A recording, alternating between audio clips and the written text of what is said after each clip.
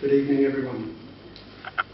Since the inception of the Docemus Awards 10 years ago, they have become cherished evenings in our diocesan calendar, not only because they honour the outstanding service of members of our Cairns Catholic community as chosen by their peers, but they also serve as an ongoing tribute to the life and work of a truly great person, an educator, a leader, a Catholic community member, Tom Doolin. There are many of us in the room tonight who are privileged to have been part of Tom Doolin's era here in the Diocese of Cairns, and will no doubt have their own special memories of Tom. But high among them, I'm sure, will be his genuine concern and explicit focus on people.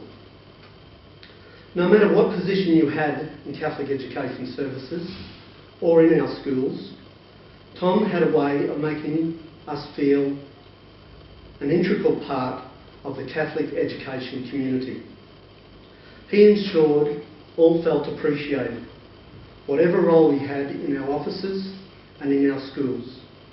He made no distinction between those at the top of the ladder and those further down. For me personally, Tom Doolin personified the people person. Tom showed a genuine interest, not only in our work at the schools, but in our personal well-being. As a principal, I well remember, after dealing with some particularly hard, challenged situation, Tom would inevitably ring and ask how you were. If you began by explaining what you did and why, he would gently but firmly stop you and say, "That wasn't the question. I asked you how you were." He was more focused and interested in the well-being than whether we had a problem that we solved. I also had the privilege of working alongside Tom in the CES prior to his illness. A morning ritual in the Diocesan Education Office was the royal walk around by Tom. Not for him a general shout of good morning to all or a distant wave. He came to every office and every workstation, addressed you by name and wished you a good day. If he knew you were having a tough time, he would sit down and spend time listening to you and offering understanding, advice and personal support. If you had some recent success in your work, he would personally thank you and congratulate you. And so it was that during his last days, when he was approached by a group of principals who wished to initiate some memorial to Tom, it was inevitable that the memorial would be centred around people. Not for him some plaque, portrait or building. Consistent to the end, he believed it was people who made the difference in our schools, colleges and offices. It was Tom himself who, harking back to his old Latin days, chose to name the awards Docemus, We Teach.